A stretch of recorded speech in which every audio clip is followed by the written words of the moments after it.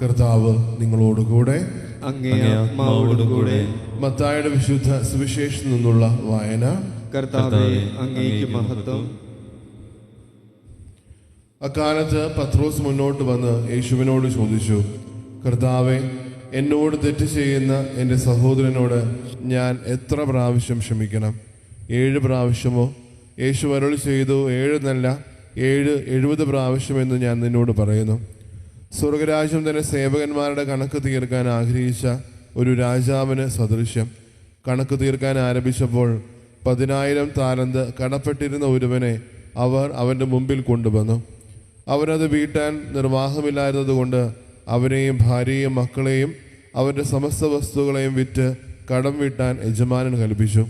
അപ്പോൾ സേവകൻ വീണ് നമസ്കരിച്ചുകൊണ്ട് പറഞ്ഞ, പ്രഭോ, എന്നോട് ക്ഷമിക്കണമേ, ഞാൻ എല്ലാം തന്ന് വീട്ടിക്കൊള്ളാം. ആ സേവകൻ്റെ യജമാനൻ മനസ്സെരിഞ്ഞ് അവനെ വിട്ടയക്കുകയും കടം ഇളച്ചു കൊടുക്കുകയും ചെയ്തു. അവൻ പുറത്തിറങ്ങിയപ്പോൾ തനിക്ക് 100 ധനാറ നൽകാനുണ്ടായിരുന്ന തൻ്റെ സഹസേവകരിൽ ഒരുവനെ കണ്ടുമുട്ടി. അവൻ്റെ കഴുത്ത് പിടിച്ച് ഞെരിച്ചുകൊണ്ട് അവൻ പറഞ്ഞു, എനിക്ക് തരാനുള്ളത് തന്നു തീർക്കുക. അപ്പോൾ ആ സഹസേവകൻ അവനോട് വീണപേക്ഷിച്ചു, എന്നോട് ക്ഷമിക്കണമേ, ഞാൻ തന്ന് വീട്ടിക്കൊള്ളാം. എന്നാൽ അവൻ സമ്മതിച്ചില്ല. കടം വീട്ടുന്നതുവരെ സഹസേവകനെ അവൻ കാരാഗൃഹത്തിലിട്ടു. സംഭവിച്ചതറിഞ്ഞത് മറ്റ് സേവകന്മാർ വളരെ സങ്കടപ്പെട്ടു. അവർ ചെന്ന് നടന്നതെല്ലാം യജമാനനെ അറിയിച്ചു.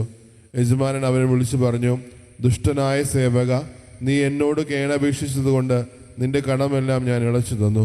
ഞാൻ നിന്നോട് കരുണ കാണിച്ചതുപോലെ നീയും നിന്റെ സഹസേവകനോട് കരുണ കാണിക്കേണ്ടതായിരുന്നില്ലേ? യജമാനൻ കോപിച്ച് കടം മുഴുവൻ വീട്ടുന്നതുവരെ അവൻ കാരാഗൃഹാധികാരിക്ക് ഏൽപ്പിച്ചു കൊടുത്തു. നിങ്ങൾ സഹോദരനോട് ഹൃദയപൂർവ്വം ക്ഷമിക്കുന്നില്ലെങ്കിൽ എൻ്റെ സ്വർഗസ്ഥനായ പിതാവ് നിങ്ങളോടും ഇതുപോലെ തന്നെ ചെയ്തിരിക്കും. ഈ വാക്കുകൾ അവസാന ശേഷം യേശു ഗലീല വിട്ട് ജോർദാൻ അക്കരെ യൂദായുടെ അതിർത്തിയിലെത്തി. കർത്താവിൻ്റെ സുവിശേഷം. ക്രിസ്തുവേ, അങ്ങേക്ക് സ്തുതി. ഈശ്വരത്തിന് സ്നേഹം നിറഞ്ഞ മാതാപിതാക്കളെ, സഹോദരി സഹോദരങ്ങളെ, അതുപോലെ തന്നെ വിശുദ്ധ മാക്സിമിലിയൻ കോൾമയുടെ തിരുനാളിൻ്റെ പ്രാർത്ഥനകളും ആശംസകളും ഒത്തിരി സ്നേഹത്തോടുകൂടി നേരുകയാണ്. 1924 ആരംഭത്തിൽ ഒരു കൂട്ടം ആൾക്കാർ കാരാഗൃഹത്തിൽ അടയ്ക്കപ്പെടുകയാണ്. തങ്ങളുടേതായിട്ടുള്ള കാര്യങ്ങളല്ലാത്തത് കൊണ്ട് അവർ ഈ പറഞ്ഞതുപോലെ ദൈവത്തിൽ അത്രത്തോളം ആശ്രയിച്ച് മുന്നോട്ട് പോയിരുന്ന ഒരു കൂട്ടമായതിനാൽ അവർ പലപ്പോഴും ഈ പറഞ്ഞതുപോലെ ആ ഒരു കാരാഗൃഹത്തിൻ്റെ ഇരുട്ടിലായിരുന്നത് കൊണ്ട് പലപ്പോഴും ദൈവത്തെ പഴിക്കുകയായിരുന്നു. അങ്ങനെ ആ ഒരു സമയത്താണ് കത്തോലിക്ക പുരോഹിതനായ ഒരു മനുഷ്യൻ ആ ഒരു കൂട്ടത്തിലേക്ക് കടന്നു വരുന്നത്. അവരെ ശക്തിപ്പെടുത്തിയും ബലപ്പെടുത്തിയും അവർ ഓരോ നിമിഷവും ദൈവത്തിലേക്ക് ആനയിച്ചു കൊണ്ടുപോകുന്നിടയിൽ അവരുടെ ഇടയിൽ നിന്ന് ഒരാൾ ആ ഒരു തടങ്കൽ ചാടി കടന്നു പോവുകയാണ്. അങ്ങനെ അവരുടെ ഇടയിൽ നിന്ന് ഒരാൾ കടന്നു പോയിട്ടുണ്ടെങ്കിൽ 10 പേരെ അതിന് പകരം അവർ ശിക്ഷിക്കുമെന്നുള്ളൊരു പ്രാധാന്യം അവർ മുമ്പേ പറഞ്ഞതാണ്. അങ്ങനെ ആ ഒരു കാരാഗൃഹത്തിൽ 10 പേരെ തിരഞ്ഞെടുക്കുകയാണ്. ആ തിരഞ്ഞെടുത്ത് ആ 10 പേരെയും ഒരു നിരയായിട്ട് നിർത്തുന്നിടയിൽ ഒരു മനുഷ്യൻ വാവിട്ട് നൂലൊളിച്ച് കരയുന്നുണ്ട്. ദൈവം എന്തിന് എന്നോട് ഇങ്ങനെ ചെയ്തു എന്നുള്ളൊരു കാര്യം, അല്ലെങ്കിൽ എന്തുകൊണ്ട് ദൈവം എന്നോട് എൻ്റെ ജീവിതത്തിൽ ഇത്രത്തോളം കരുണ കാണിക്കുന്നില്ല എന്ന് പറഞ്ഞ് ദൈവത്തോട് പരാതി പറഞ്ഞ് മറുതലിച്ച് പൊട്ടിക്കരയുന്നൊരു നിമിഷം. ഇങ്ങനെ ആ ഒരു നിമിഷം കത്തോലിക്ക പുരോഹിതനായ ഒരു വൈദിക മുന്നോട്ട് കടന്നു വരികയാണ്. ഞാൻ അദ്ദേഹത്തിന് വേണ്ടി മരിച്ചുകൊള്ളാം. ആ കൂട്ടത്തിലെ ഓരോ മനുഷ്യനും അല്ലെങ്കിൽ ഓരോ പടയാളിക്കും അത് വിസ്മയമായിരുന്നു. കാരണം ഒരു മനുഷ്യന് വേണ്ടി എന്തിന് നീ മരിക്കണം?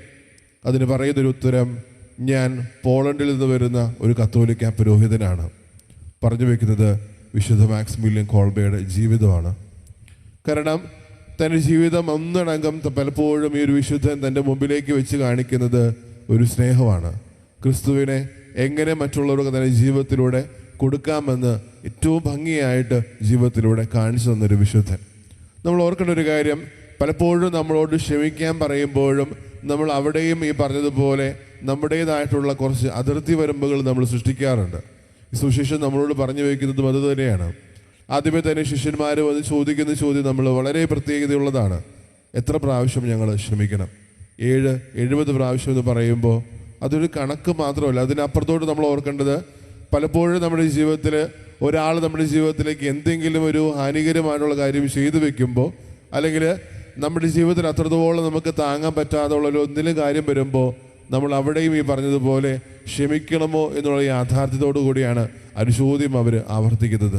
പക്ഷേ അവിടെയും അതിർത്തി വരമ്പുകളില്ലാതെ ക്ഷമിക്കാൻ തമ്പുരാൻ പറയുമ്പോൾ നമ്മൾ പലപ്പോഴും ഈ പറഞ്ഞതുപോലെ ആരോട് ക്ഷമിക്കണം എന്നുള്ള കാര്യം പലപ്പോഴും നമ്മുടെ മനസ്സിൽ നമ്മൾ ചേർത്ത് പിടിക്കുന്നുണ്ട്.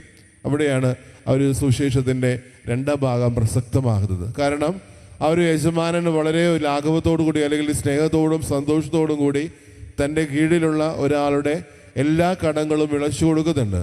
പക്ഷേ എന്തുകൊണ്ട് ആ ഒരു മനുഷ്യന് തൻ്റെ കീഴിലുള്ളൊരു മനുഷ്യനെ അല്ലെങ്കിൽ ആ മനുഷ്യൻ്റെ കടങ്ങൾ ഇളച്ചുകൊണ്ട് ആ ഒരു മനുഷ്യനോട് ക്ഷമിക്കാൻ പറ്റിയില്ല?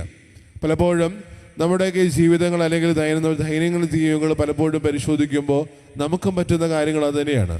ഈ ക്ഷമ പലപ്പോഴും നമ്മൾ അതിന് ഒരു കൂട്ടം ആൾക്കാർ നമ്മൾ ചേർത്ത് പിടിക്കുന്നുണ്ട്. കാരണം പല കാലഘട്ടത്തിലും പല സാഹചര്യത്തിലും പറ്റുന്നത് നമ്മളെക്കാളും തരം താഴ്ന്നവർ അല്ലെങ്കിൽ നമ്മുടെ കീഴിലുള്ള പലപ്പോഴും അവരോട് കരുണ കാണിക്കാനോ സ്നേഹത്തോടെ ചേർത്ത് പിടിക്കാനോ അവർ നമ്മളോട് ചെയ്ത പല കാര്യങ്ങളും ക്ഷമിക്കാൻ നമുക്ക് പറ്റാതെ വരുന്നുണ്ട്.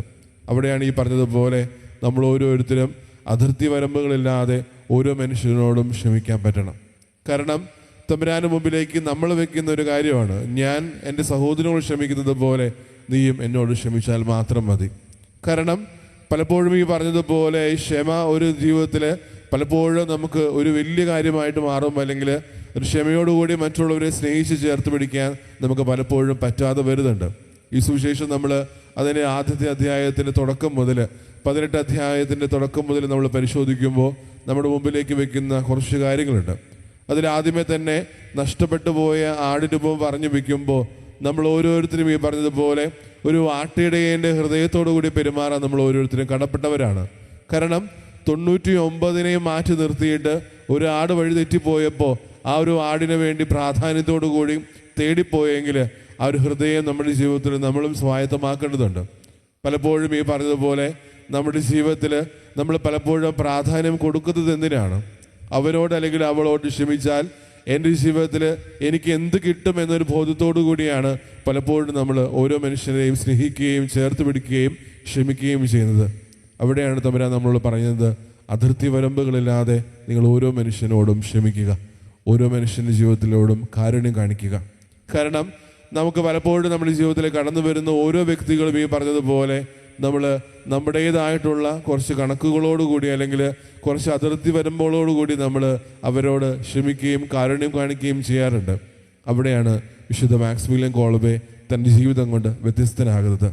കാരണം ഒരു ബന്ധവുമില്ലാത്തൊരു വ്യക്തിയെ ചേർത്ത് പിടിക്കുമ്പോൾ ഒരു വൈദികൻ പറഞ്ഞത്, ഞാൻ പോളണ്ടിൽ നിന്ന് വരുന്ന കത്തോലിക്ക പുരോഹിതനാണ്, എൻ്റെ ജീവിതം ഇങ്ങനെയാണ്. കാരണം മറ്റുള്ളവന് വേണ്ടി ജീവിതം ഒഴിഞ്ഞു വെച്ച കർത്താവിനെ ഏറ്റു പറയുന്ന എൻ്റെ ഒരു ജീവിതം ഈ ഒരു മനുഷ്യന് വേണ്ടി ജീവിതം കൊടുക്കാനും ഞാൻ തയ്യാറാണ്. ആ ഒരു പ്രയാണത്തിൽ ഈ പറഞ്ഞതുപോലെ ആ ഒരു മരണം അവർ വിചാരിച്ചതുപോലെ ഒന്നും സംഭവിക്കുന്നില്ല. കാരണം തമ്പുരാൻ്റെ കൈവപ്പ് ഓരോ നിമിഷവും ആ ഒരു കൂട്ടത്തിൻ്റെ കൂടെ ഓരോ നിമിഷവും ഉണ്ടായിരുന്നു. മരണത്തിന് വേണ്ടി അവരോരോരുത്തരും ഒരുക്കി കൊണ്ടുപോകുമ്പോഴും തമ്പുരാൻ്റെ സ്നേഹം എത്രത്തോളം ഉണ്ടെന്ന് വിശുദ്ധൻ ആ ഒരു ജീവിതം കൊണ്ട് അവർക്ക് ഓരോരുത്തർക്കും കാണിച്ചു കൊടുത്തു. നമ്മൾ ഓർക്കുന്ന ഒരു കാര്യം, ഒരു ക്രിസ്ത്യാനി എന്ന രീതിയിൽ എനിക്ക് എത്രത്തോളം ഒരു മനുഷ്യനോട് ക്ഷമിക്കാൻ പറ്റും? കാരണം പറഞ്ഞതുപോലെ നമ്മുടെ ജീവിതത്തിന് ഹാനികരമായിട്ട് എന്തെങ്കിലും സംഭവിക്കുമ്പോൾ അല്ലെങ്കിൽ അത്രത്തോളം ഹൃദയത്തിലേക്ക് ചേർത്ത് വയ്ക്കാൻ പറ്റാതെ പോകുന്ന പല കാര്യങ്ങളും സംഭവിക്കുമ്പോൾ നമ്മളും ക്ഷമിക്കുന്നതിന് അതിർത്തി വരമ്പുകൾ തേടാറുണ്ട്. അവിടെയാണ് തമ്പുരാൻ പറയുന്നത്, എണ്ണമില്ലാത്ത രീതിയിൽ നിങ്ങൾ ഓരോ മനുഷ്യരോടും ക്ഷമിക്കണം. 70 പ്രാവശ്യം നിങ്ങൾ ഓരോരുത്തരും ക്ഷമിക്കണം. തമ്പുരാൻ നമ്മൾ ഓരോരുത്തരെയും സമൃദ്ധമായിട്ട് അനുഗ്രഹിക്കട്ടെ. പിതാവിൻ്റെയും പുത്രൻ്റെയും പരിശുദ്ധാത്മാവിൻ്റെയും നാമത്തിൽ ആമേൻ.